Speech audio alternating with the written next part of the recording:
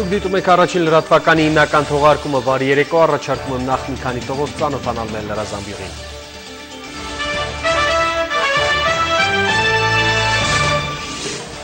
Զարգացման ինչ ծրագրեր ունեն հայկական մրգից ու սպիրտից մրցունակ խմիչքներ արտադրող Երևանյան ձեռնարկությունները։ Բարեփոխումներ կադաստրի համակարգում, քաղաքացիներն այսուհետև չեն շփվում գրանցող աշխատակիցների հետ, ինչպես են համակարգում նվազեցնում կոռուպցիոն ռիսկերը։ Թուրքիան իրականացնում է հայկական օրինագծի պատճառով Ֆրանսիային ավելի վաղ հասցեագրած սպառնալիքները, Անկարան փակել է Փարիզի առջև իր օդային ու ծովային տարածքները։ Շվեդ պատգամավորները խաղաղության Նոբելյան մրցանակի համար առաջարկել են թուրք հայտնի իրավապաշտպան Ռագիվ Զարաքոլուի թեկնածությունը։ Տոնին ընդառաջ աշտարակում հաստատված իրանահայերը պատրաստվում են սիրահարների բարեխոսի օրվան։ Սուրբ Սարգսի տոնը նշվելու է բոլոր ավանդույթների համաձայն, աղի բլիթով եւ զոհաբերության համար գնված սլիկներով։ Սառնամանիքի մատուցած տահաճ անակնկալները Ռուսաստանից ցամաքով Հայաստան ուղևորվող տասնյակ հայաստանցիներ հայտնվել են անելանելի վիճակում։ Ինչ միջոցների է դիմել Վրաստանում մեր երկրի դեսպանությունը։ Եվ այսպես սառնամանիքը տահաճ անակնկալ է մատուցել ոչ միայն Եվրոպայի բնակչությանը, Ռուսաստանի և Վրաստանի սահմանին ևս իրավիճակը մնում է բարդ։ Հայաստանի քաղաքացիներից ոմանք չհետելով հորդորներին և նախազգուշացումներին, այդուամենայնիվ փորձել են Վրաստանի տարածքով երթևեկել դեպի Ռուսաստան և հակառակողությամբ։ Սակայն նրանց այդ փորձը կասեցրել են ծանր եղանակային անհաղթահարելի խոչընդոտները։ Հունվարի 31-ին և փետրվարի 1-ին Ռուսաստանից Հայաստան ուղևորվող հայաստանցիները հայտնվել են անելանելի վիճակում։ 4 ավտոբուս, 3 միկրոավտոբուս և 4 մարդատար մեքենա ստիպված են եղել դադարեցնել ընթացքը Վրաստանի Խաչի լեռնանցքում Ստեփանձմինդայի բնակավայրի մոտակայքում։ Վրաստանի ճանապարհները դեռևս անանցանելի են, քանի որ պատասխանատուները ձնահյուսի վտանգի պատճառով դեռ չեն վերականգնել ճանապարհի մաքրումն ու մշակումը։ Վրաստանում Հայաստանի դեսպանատան երկրորդ քարտուղար Վահագն Աֆյանն առաջին լրատվականին ներկայացրել է իրավիճակը Վերին Լարսի անցակետի մոտ։ Տեղական իշխանությունների հետ դեսպանության համակարգված արդեն գործակցության շնորհիվ վերոնշյալ Հայաստանի քաղաքացիներին ցուցաբերվել է օգնություն եւ տրամադրվել է անհրաժեշտ աջակցություն։ Հայաստանի քաղաքացիները տվյալ դրությամբ տեղավորվել են նշված բնակավայրի ընտանեկան հյուրանոցներում, նրանց տրամադրվել է սնունդ եւ կերակուր, ապահովված են բոլոր պայմանները։ Իսկ մեր հանրապետության հանրապետական ճանապարհներն ու լեռնանցքները փետրվարի 3-ի ժամը 11-ի դրությամբ երթևեկելի են։ Տրանսպորտի և կապի նախարարությունից նաև տեղեկացրել են, որ հանրապետության տարածքում տեղ-տեղ առկա է մերկասառույց։ Այժմ կատարվում է մաքրման և մշակման աշխատանքներ։ Նախարարությունը հորդորում է վարորդներին երթևեկել միայն ձմեռային անվադողերով։ Իսկ արտակարգ իրավիճակների նախարարության տվյալով ժամը 18-ի դրությամբ ձնաբքի և մերկասառույցի հետևանքով փակ է Սելիմի լեռնանցքը Գեղարքունիքի մարզի կողմից։ Դժվար անցանելի է Գեղարքունիքի մարզի Վերինգետաշեն Մադինա գյուղերի ավտոճանապարհը։ Հանրապետության տարածքում փետրվարի 3-ից 7-ը սպասվում է առանց տեղումների եղանակ, օդի ջերմաստիճանը 3-ի գիշերը կնվազի 10-ից 12, ցերեկը 2-ից 4 աստիճանով։ Երևանում փետրվարի 3-ին և 4-ին սպասվում է 0-ից ցածր 3-ից 5 աստիճան, գիշերները մինչև 13 աստիճան ցուրտ։ Սառնամանիքի հին աշխարհամասում Ազովի ծովի ավազանն ամբողջությամբ սառույցով է ծածկվել, ընդ որում ծովի 1/3-ը ծածկված է 15 սանտիմետր հաստությամբ սառույցով։ 3 բեռնանավ, որոնցում 39 մարդ կա, 3 օր շարունակ շրջափակված է սառույցների մեջ։ Ֆրանսիայում, Բուլղարիայում, Ռումինիայում և արևելաեվրոպական շատ երկրներում էլեկտրամատակարարումը դադարեցվել է, կան տասնյակ զոհեր։ Մարիամ Մխիթարյանն է հետևել Եվրոպայում և աշխարհում եղանակային կտրուկ փոփոխություններին։ Եղանակը շարունակում է տհաճ անակնկալներ մատուցել երկրագնդի տարբեր անկյուններում։ Եվրոպան տառապում է սառնամանիքներից։ Ռեկորդային ցածր ջերմաստիճան է գրանցվել Արևելյան Եվրոպայի մի շարք երկրներում։ Հիմնականում Լեհաստանում, Ռումինիայում, Բոսնիա-Հերցեգովինայում, Բուլղարիայում ջերմաստիճանը չի բարձրանում -35 աստիճանից։ Չեխիայում հասել է գրեթե 40-ի, զոհերի թիվն էլ Եվրոպայում անցնում է 160-ից։ Միայն Ուկրաինայում սառնամանիքին արդեն զոհ է գնացել 101 մարդ, մահացածները հիմնականում անօթևաններն են։ Առատձյան տեղումները խափանել են օդային ու երկաթուղային հաղորդակցությունը, բազմաթիվ բնակավայրեր հոսանքազրկվել են։ Ձյան առատ տեղումները կաթվածահար են արել նաև Ադրբեջանի կյանքը։ Հոսանքազրկվել են բազմաթիվ օբյեկտներ, այդ թվում հանրապետության նախագահի նստավայրը։ Որոշ տվյալներով նախագահ Իլհամ Ալիևը դեռ չի վերադարձել Դավոսյան ուղևորությունից։ Բաքվի արվարձաններում դադարեցվել է կամ սահմանափակվել գազի մատակարարումը։ Շատ բնակարաններում ջերմաստիճանը զորային մոտ է։ Ձյան առատեղումներն ուղեկցվում են ուժեղ քամիներով, որոնց հետևանքով սահմանափակվել է քաղաքային երթևեկությունը, հետաձգվել են ավիաթռիչքները,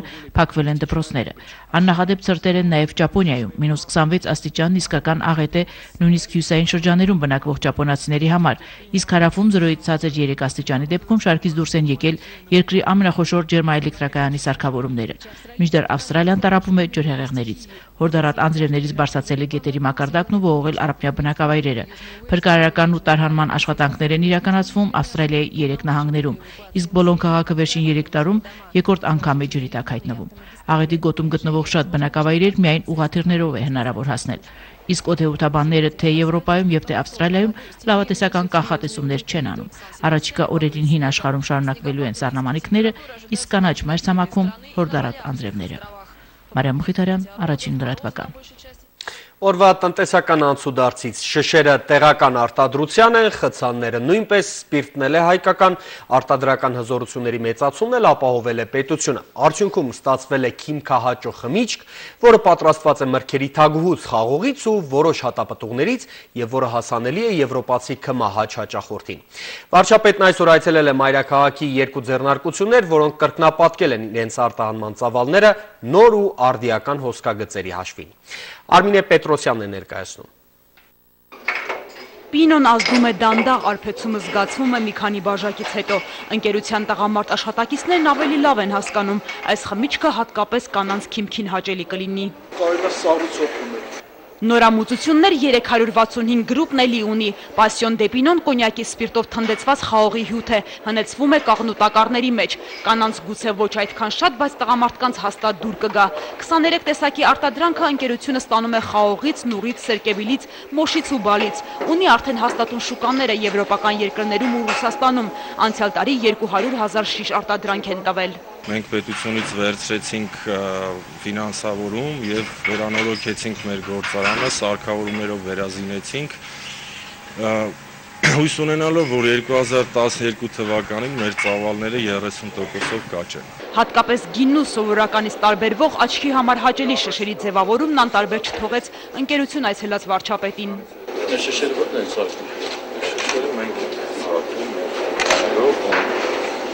Ներկայումս Աբորյանում ենք սարքում, բայց տեղում ունենք շշի փոքր արտադրանք։ Վերազինման աշխատանքներն ընկերությունն իրականացրել է Հայաստանում գյուղական տարածքների տնտեսական զարգացման հիմնադրամի 200 միլիոն դրամ ներդրումային ծրագրով։ Ծրագիրը վերամշակող ճյուղի զարգացմանն է ուղղված։ Գյուղնախարարը հայկական գինին մրցունակ դարձնելու հնարավորություն տեսնում է։ Տեխնոլոգիաները պետք է նորացնել։ Մրցունակությունը շատ մեծ է, հագեցած է։ Այսօր մեր շուկայում տեսնում եք, որքանի երկրների գինիներ են վաճառում։ Որակը պետք է բարձր լինի։ Եթե որակ չապահովես, մենք չենք կարող արտանել։ Իսկ մեր առաջնահերթությունը հենց կոնյակի եւ գինու արտահանմանը միտված ծրագրերն են, որոնք պետք է իրականացնենք։ Արցախից, Վրաստանից ու Իրանից դուռ ու լուսամուտների պրոֆիլներ ձեռք բերելու համար արհեստագործները նախընտրում են դիմել Մուրադ Սար ընկերությանը։ Անցյալ տարի 500 տոննա պրոֆիլներ արտահանել են Վրաստան, 20 տոննա Իրան։ Արտադրության մեջ երևի առաջատարներից մեկն է։ Առաջատար դիրքն ընկերությունը պահպանում է որակի հաշվին, նույնիսկ պրոֆիլների հայկական որակը թուրքական արտադրանքն է մեր շուկայից դուրս մղում, տեխնոլոգիաներն են ճիշտ կիրառում։ Եթե մերը որակ չունենա, շուկա չեր մտնի, չեր ընդլայնվի։ Հոսքագծերը ավստրիական են, հումքը ամերիկյան ու գերմանական։ 2011-ի արտադրանքի ծավալները նախորդ տարվա համեմատ կրկնապատկվել են։ Անցյալ տարի արտադրել ենք մոտ 1600 տոննա, 1500-1600 տոննա, եթե թվով արտադրված 1.5 միլիարդից ավել 1.6 միլիարդ դրամի իրացում են կատարել։ Ընկերությունն անցյալ տարի 296,000 եվրոյի հոսքագիծ ու սարքավորում է ձեռք բերել։ Արտադրությունը խթանելու համար կառավարությունը նրա համար ավելացված արժեքի հարկի վճարումը հետաձգեց 1 տարով։ Ոլորտի հաջողակ ընկերությանն էլ վարչապետը խոստացավ լուծել արտադրությանը խոչընդոտող հոսանքի մատակարարման ընդհատումների խնդիրը։ Նման բարենպաստ միջավայրում ընկերությունում այս տարվա համար կանխատեսում են արտադրանքի իրացման ծավալների աճ 20%-ով։ Արմինե Պետրոսյան, Հակոբ Թումանյան, առաջին լրատվական։ Արտահանման ծավալների ավելացման, տնտեսությունում նոր ներդրումների ներգրավման, զբոսաշրջության, ապահովագրական և բանկային շուկաների, ձեռնարկություններում ինովացիաների կիրառման, իհարկե ճգնաժամային խնդիրների մասին մեծ քննարկում է սկսվում Ծաղկաձորում։ Ձմեռային մեր ամենահայտնի տուրիստական քաղաքում մեկնարկում է գործարարների շրջանում հայկական Դավոս անունը ստացած և արդեն ավանդական դարձած կամուրջ տնտեսական համաժողովը։ Հայաստանի բիզնես ներկայացուցիչների, երկրի ղեկավարության և միջազգային փորձագետների մասնակցությամբ այս թվով 9-րդ հանդիպման թեման նոր իրականություն, նոր մտածելակերպն է։ Այս և տնտեսական այլ թեմաների շուրջ էլ Գործարարների միության նախագահ Արսեն Ղազարյանը այսօր կխոսի առաջին հարցազրույցի տաղավարում։ Հարցազրույցը կարող եք դիտել 23:45-ին։ Ընթացիկ տարում տարածքային կառավարման նախարարությունը գերակա է համարում մի շարք ուղղություններով հետևողական աշխատանքը, տեղական ինքնակառավարման մարմինների ծախսային քաղաքականության մեթոդաբանության ձևավորում, տեղական մարմիններ գործարար հարաբերությունների պարզեցում, տարածքային զարգացման հայեցակարգից բխող նոր գործողությունների կիրառում։ 2011-ին համայնքների բյուջեների մոնիտորինգի 200 գյուղական համայնքներում տարածքային զարգացման նպատակով հատկացված համայնքային վարկավորումները արդեն իսկ դրական արդյունքներ են ապահովել։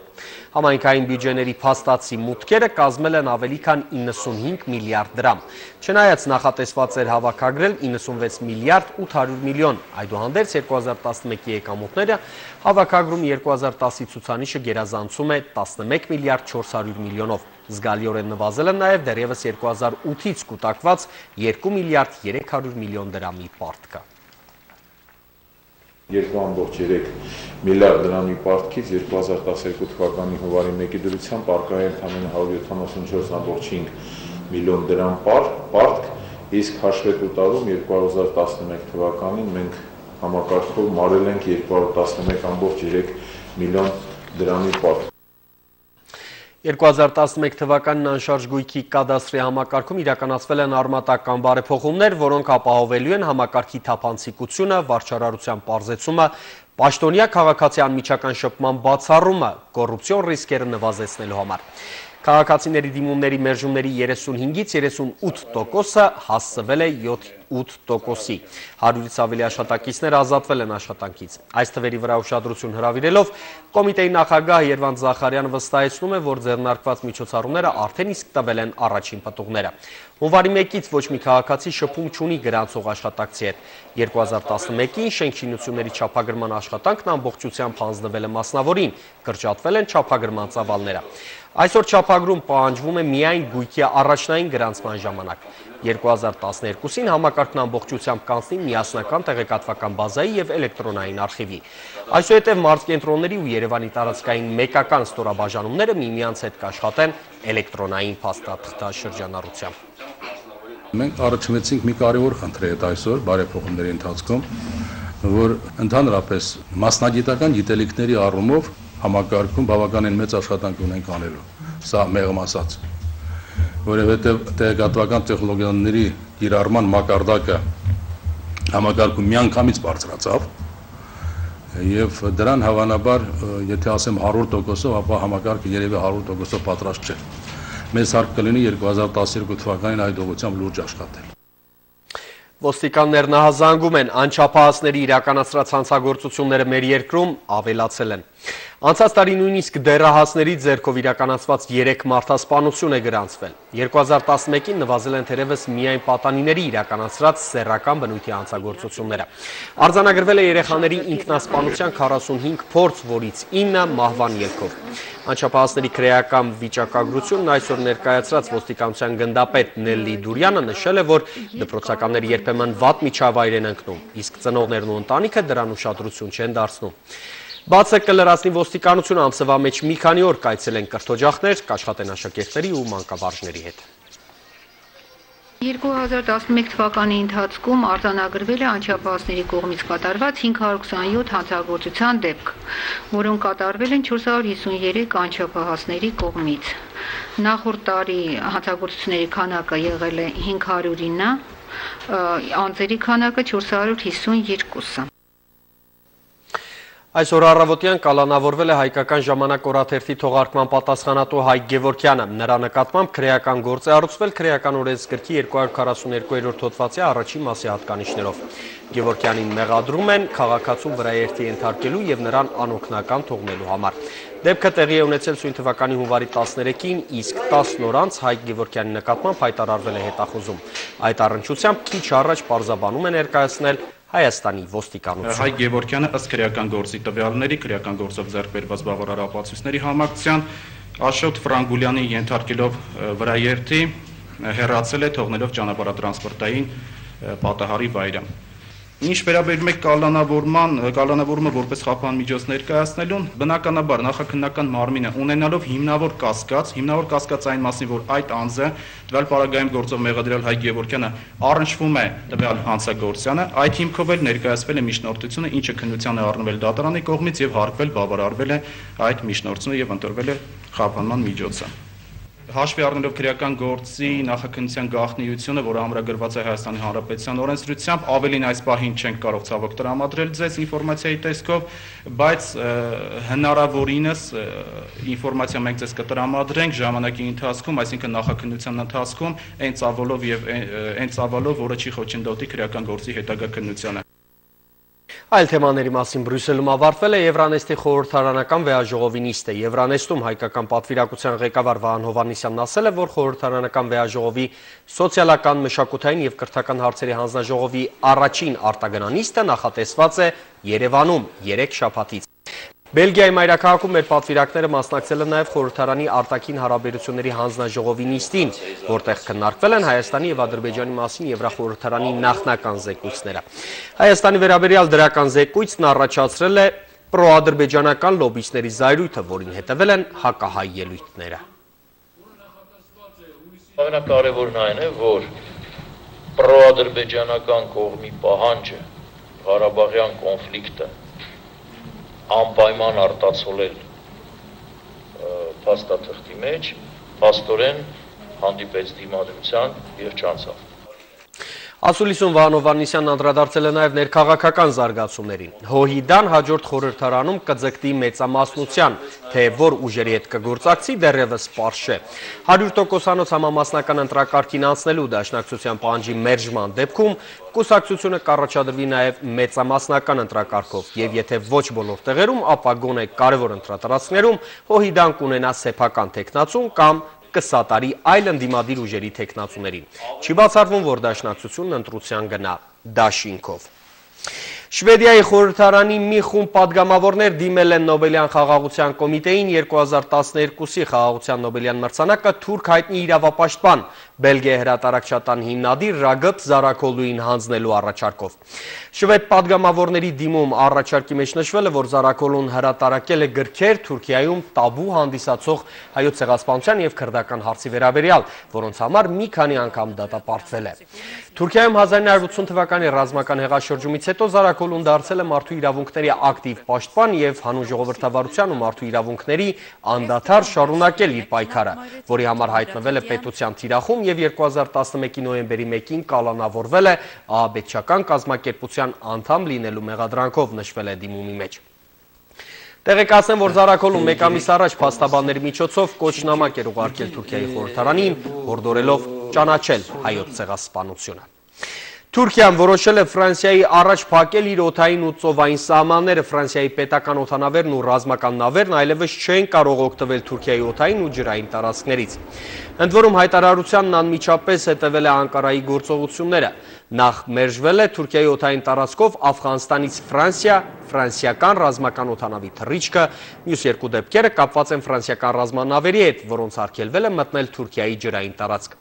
Թուրքիայում Ֆրանսիայի դեսպան Լորեն Բիլին հայտնել է, որ այդ մերժումներից հետո Փարիզն օգտագործում է այլընտրանքային երթուղիներ։ Դեսպանը նկատել է, որ Անկարան իրականացնում է Ֆրանսիայի հետ քաղաքական, տնտեսական ու ռազմական գործակցությունը սառեցնելու վերաբերյալ հայտարարությունը, որը պայմանավորված է հայոց ցեղասպանության ժխտումը քրեականացնող օրենքի ընդունմամբ։ ՆԱՏՕ-ն հետևողականորեն իրականացնում է Եվրոպայում ամերիկյան հակահրթիռային պաշտպանության համակարգերի տեղադրման ծրագիրը։ Բրյուսելում դաշինքի անդամ պետությունների պաշտպանության նախարարների հանդիպման ժամանակ որոշվել է հակահրթիռային պաշտպանության համակարգ տեղադրել Գերմանիայում, ամերիկյան ռազմական հենակայանում, որն ամենամեծն է Եվրոպայում։ Այն կսկսի գործել մայիսից։ Գերմանիայի պաշտպանության նախարարը հավաստիացրել է Մոսկվային, որ պաշտպանական համակարգը ուղղված չէ Ռուսաստանի դեմ։ Դրա նպատակն է կանխել Մերձավոր Արևելքից, իսկ ավելի ստույգ Իրանից սպասվող վտանգը։ Ֆոլկլենդյան կղզիների համար, որն արգենտինացիները կոչում են Մալվինյան, նորից սրվել են բրիտանա-արգենտինյան հարաբերությունները։ Արգենտինացիները վրդովված են կղզիներ արքայազն Չարլզի այցից։ Կղզիները երկար ժամանակ դարձել են Լոնդոնի ու Բուենոս Այրեսի միջև լուրջ հակասության, նույնիսկ պատերազմի պատճառ։ 1883 թվականից կղզիները գտնվում են Մեծ Բրիտանիայի հսկողության տակ։ 82 թվականին կարճ ժամանակով դրանք գրավել էին արգենտինացիները։ Բուենոս Այրեսը Լոնդոնին մեղադրում է կղզիների գաղութացման համար։ Մեծ Բրիտանիան էլ պատճառաբանում է, որ կղզու բնակիչների մեծ մասը ցանկանում են լինել բրիտանացիներ։ Բացի այդ, Լոնդոնը պաշտպանում է կղզիների բնակչության ինքնորոշման իրավունքը։ Ռուսաստանի նախագահական ընտրություններից առաջ հասարակական կարծիքի ուսումնասիրման համառուսաստանյան կենտրոնը հարցումներ է անցկացրել պարզելու ռուսաստանցիների դիրքորոշումը նախագահի թեկնածուների հանդեպ։ Հարցմանը մասնակցել է երկրի 46 մարզի 153 բնակավայրի 1600 բնակիչ։ Հարցին թե որ թեկնածուին կտային իրենց ձայնը, եթե ընտրություններն անցկացվեին առաջիկա կիրակի, հարցվողների 52%-ը ընտրել է վարչապետ Վլադիմիր Պուտինին, ըստ նախորդ հարցման Պուտինի կողմնակիցները 49% էին։ 8%-ը նախորդ 11-ի փոխարեն ձայնը տվել է կոմունիստ Գենադի Զյուգանովին, Սերգեյ Միրոնովին 4%, նախորդ 6-ի փոխարեն 4%-ն էլ Միխայիլ Պրոխորովին։ Հարցվողների 11%-ը որոշել է չմասնակցել ընտրություններին, 10%-ն էլ դեռ չի կողմնորոշվել։ Զանգվածային անկարգություններն ու արցունքաբեր գազը նորից վերադարձել են Կահիրե։ Երեկվա ֆուտբոլային ողբերգության արձագանքները հասել են Թահրիր հրապարակ։ Ցուցարարներին ցրելու ժամանակ 400 մարդ է վիրավորվել։ Եգիպտոսիները ցանկանում են իմանալ, թե ովքեր են կանգնած Պորտ Սայդի իրադարձությունների հետևում։ Ականատեսների վկայությամբ մարզադաշտի բոլոր ելքերը փակ էին եւ մարդիկ հայտնվել էին թակարդի մեջ։ Եգիպտոսիների մեծ մասը կատարվածի համար մեղադրում է իրավապահներին, որոնք անհրաժեշտ գործողություններ չեն ձեռնարկել արյունահեղությունը կանխելու համար։ Ողբերգության ժամանակ զոհվել էր 79 մարդ։ Հայկական բուհերը գրավիչ են դառնում օտարերկրացիների համար։ Հիմա միայն բժշկական համալսարանի առաջին կուրսերում սովորող 3 անգամ ավելի շատ այլազգի երիտասարդ կա, քան նախորդ տարի։ Կրթական ոլորտի այս ձեռքբերման մասին Երևանի Մխիթար Հերացու անվան բժշկական համալսարանում հպարտությամբ հայտարարել է նախարար եւ միաժամանակ բուհի կառավարման խորհրդի նախագահ Արմեն Աշոտյանը։ Նա կարևորել է նաեւ գիտության, կրթության ոլորտում կոռուպցիոն ռիսկերի նվազեցման եւ բժշկականի միջազգային հավատարմագրեր ստանալու հարցերը։ Նիստին ռեկտոր Դերենիկ Դումանյանը ներկայացրել է բուհի 2011-ի հաշվետվություններն ու այս տարվա ծրագրերը։ Գյուղ, որն արբեցնում է իր գեղեցկությամբ, անունն էլ պակաս խումար չէ։ Արփենին գրողների ու բանաստեղծների ներշնչանքների աղբյուրն է դարձել։ Տարին արփենիցիները բարեհաջող են մեկնարկել գյուղում արդեն ունեն մշակութային տուն, որը բացվել է բարերարի հովանավորությամբ։ Այժմ բնակիչների ամենամեծ ցանկությունը գյուղի եկեղեցու վերաբացումն է եւ ռոռոկման ջրի խնդրի լուծումը։ Շիրակ աշխարհի սարերի խորքում Աշոտ աշխարհի ձորերի եզրում կա մի փոքրիկ գյուղ բնության գրքում անուն Փալատլի Պագակաձի մեջ Արփենի իմաստը խորքում։ Արփենիի բանաստեղծի երգերում հարազատ գյուղն է, հրատներն ու բանահյուսությունը։ Ձյունածածկ սարերի գրքում սուզված Արփենին գեղեցիկ է հատկապես ամռանը, երբ թավիճ կանաչով պատված սարերն աշխարհից հեռու մի ուրիշ աշխարհ են ստեղծում։ 6 ամիս տևող ձմռան ամիսներին Սաշա Պապը գարնանային տրամադրություն ստեղծում է իր աճեցրած ծաղիկներով։ Ծաղիկությունն էլ ոչ թե պարարտանյութի, այլ Պապի հատուկ խնամքի արդյունքն է։ Ունեմ 7 հատ երեխա։ Քանատ թորը աղջիկ։ 24 հատ թոր ունի, 12 հատ էլ թորու երեխա ունի։ Հարազատները կողքներին չեն, գյուղում ապրելը դժվար է։ Ամենամեծ խնդիրը ռոռոկման ու խմելու ջրի բացակայությունը։ Երկորից անգամ գյուղին ջուր կուտան, վերցնենք ֆլակակ, լցնենք դույլեր, լցնենք, որ օգտվենք, երկորից հետո նորից էլ օգտվեցին, օգտվենք։ Ջրի հարցը շատ լուրջ է։ Արփենիում 2012-ը բարեհաջող մեկնարկեց։ Գյուղի բարերար Վալերի Ռուդակովի միջոցներով վերաբացվեց իր իսկ կառուցած մշակույթի տունը։ Բնակիչների ամենամեծ երազանքն արդեն եկեղեցու վերաբացումն է։ Եկեղեցին սարքելու ժամանակ 7 տարի սարքողները, տերդերները, մեր գյուղի տերդերները 7 տարի ծու են հավաքել։ Ծվի դեղնուցով խառնել են ցեմենտին ու շարել են քարերը։ Երկրաշարժի դիմաց, սակայն, ծվի դեղնուցն անզոր էր։ Եկեղեցին այսօրվա բնակիչներին հասել է առանց որևէ անվան։ Շատ բարերարներ են ցանկություն հայտնել վերականգնել, սակայն հաշվարկներ անելուց հետո հետ են կանգնել։ Չնայած Լենինյան աստվածուրացության տարիներին եկեղեցուն հասցված բարոյական ու նյութական վնասին, Արփենիի բնակիչները Լենինի սարել ունեն։ Լենին Պաբիգի սար է կոչվում։ Հնուց ես արդեն 32 տարեկան եմ, երևի 5-6 տարեկանից արդեն հիշում եմ, որ մեր երիտասարդներին բանակ ճանապարհելու ժամանակ եւ մեր 15-20 կալոս անվադող վարում են հենց գագաթից գիշերով ու գլորցնենք մինչև վար։ Տղաներին բանակ ճանապարհելը գյուղի ամենահամախմբված տոներից մեկն է ու բոլոր համագյուղացիների մաղթանքները պարտադիր։ Այս տարի արդեն ավարտել են, անվադողային հրավառություն սկսելու համար սպասում են հաջորդ զորակոչին։ Աննա Մարտիկյան, Տարոն Բալոյան, Առաջին լրատվական։ Սուրբ Սարգսի տոնին ընթառաջ այսօր նոր Նորքի վարչական շրջանի դպրոցի բակում էին հավաքվել երիտասարդներ, դեռահասներ, ինչպես նաև մեծահասակներ, ովքեր չեն կորցրել սիրելու և երազելու զգացումը։ Միջոցառումն սկսվել է հոգևոր օրհնությամբ և աղոթքով, որին հաջորդել է դպրոցականների տոնին նվիրված փոքրիկ բեմական ներկայացումը։ Միջոցառման խորհրդանիշը սպիտակ ձին էր, որի ուղեկցությամբ երիտասարդները մեծ ոգևորությամբ ուղևորվել են Սուրբ Սարգիս եկեղեցի, մասնակցելու պատարագին, երիտասարդների օրհնությանը և ընկալելու տոնի հոգևոր խորհուրդը։ Նպատակային է ավելի շատ մեր երիտասարդությանը, մեր սկսած դպրոցականներից ուղղորդենք դեպի առաքելական հավատը եւ մեր եկեղեցի։ Բոլոր երիտասարդներին կմաղթեմ սեր, հարգանք, նվիրում միմյանց հանդեպ։ Սուրբ Սարգսի տոնին ընթառաջ Հայաստանի տարբեր վայրերում նախատոնական միջոցառումներ են։ Աշտարակ քաղաքում բնակություն հաստատած իրանահայերն արդեն 10-րդ անգամ Սիրահարների տոնից առաջ համայնքի երիտասարդներին բաժանում են աղի բլիթներ, որը հայ երիտասարդների շրջանում արդեն լայն տարածում է գտել։ Իրանահայերը նաև ավանդույթ ունեն, որի համաձայն ամեն տարի Սուրբ Սարգսի տոնից առաջ Իրանի Իբերիա նահանգի Շուրջկան գյուղի Սուրբ Սարգիս եկեղեցում մատաղ են մատուցում։ Ինչպես նշում են նրանք, այդ օրն ամեն մեկն իր հնարավորությունների ներածին չափով ցլիկ, գար կամ հավ է բերում եկեղեցի։ Դրանց մսից հավասար բաժիններ են հանում եկեղեցի այցելողներին։ Աշտարակում վերականգնված ավանդույթի ժամանակ դրամհավաք է կազմակերպվում, գումարով էլ գնում են ցլիկներ։ Այս տարի հավաքված գումարով իրանահայ համայնքը 3 ցլիկ է գնել։ Ցլիկները պետք է մորթվեն, բաժանվեն մոտ 700 ուրեմն բաժին պետք է լինի, մենք բաժանելու ենք այդ ուխտավորներին, այդ ընտանիքներին, նաև որոշակի սոցիալապես անապով ընտանիքներն ենք բաժին հանելու բոլորին եւ այսօր երեկոյան դրվելու է հարիսա։ Վաղ առավոտյան Սուրբ Սարգսի տոնի պատարագից հետո ճաշակելու ենք հարիսան։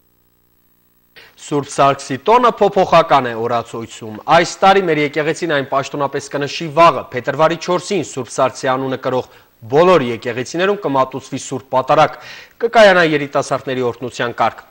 Երիտասարդական միջոցառումների պակաս չի զգացվի, Սիրահարների այգում կկայանա մեծ միջոցառում, որի մասնակցությունը ազատ է։ Սիրահարների տոնին ու երիտասարդների հետաքրքիր ապրումների մասին մեր հատուկ ռեպորտաժը դիտեք առաջինի կիրակնօրյա թողարկմանը։